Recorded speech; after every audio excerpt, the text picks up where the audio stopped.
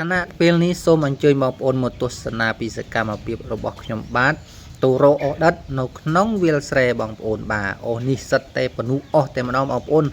អស់ស្អីក៏ខ្ញុំយកដែរឲ្យតែមានបាទមានថាកកោះធ្នងបេងនាងនួន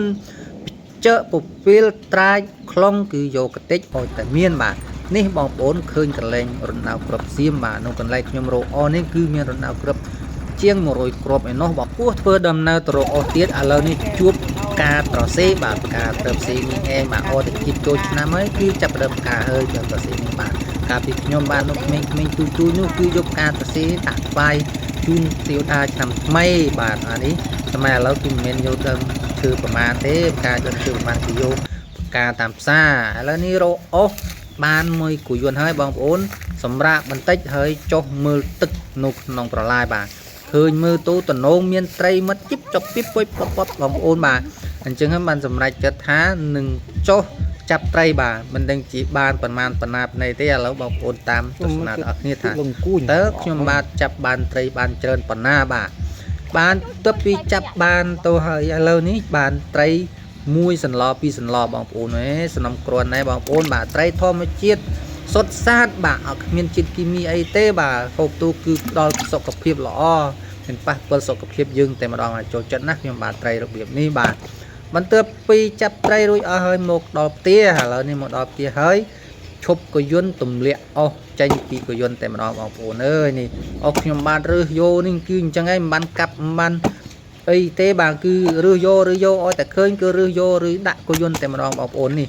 មានអាអស់ខ្លះក៏ភ្លើងរូលក៏ខ្មៅទៅអាខ្លះក៏ល្អទៅអាខ្លះក៏ជាគល់ជាក្រាក់អីទៅគឺដាក់កតេជាមួយខ្ញុំបាទបងប្អូនបាទមិនទេមុខរបរខ្ញុំបាទគឺចង្អាយអ្នកបណ្ដោះសិតគឺត្រូវការអស់ចង្អាយបាទមុខរបររបស់ខ្ញុំគឺមិនធ្ងន់មិនស្រាលទេសមល្មមនឹងកម្លាំងរបស់ខ្ញុំអាចរត់ទៅរួចបានហើយរកចំណូលបានតក់សម្រាប់ពុតគង់គ្រួសារមិនខ្វះមិនខាតអីទេល្មមតែម្ដងបងប្អូនហើយសូមផ្ដាំទូក្មួយ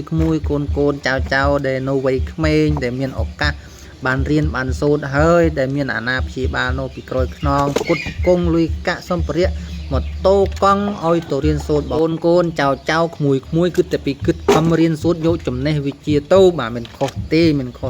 បាទពីព្រោះថាចំណេះវិជ្ជាគឺមិនមែនរត់មកយើងទេគឺមានតែយើងទេរត់ទៅស្វែងយល់រត់ទៅក្រេបជញ្ជក់យកចំណេះវិជ្ជាទើបយើងអាចមានចំណេះដឹងពេញខួរក្បាលពេញខ្លួនដើម្បីប្រកបមុខរបរទៅអនាគតតែម្ដងបាទកុំអោយពេលវេលាវារត់ចូលយើងកុំយកពេលវេលាដ៏មានតម្លៃ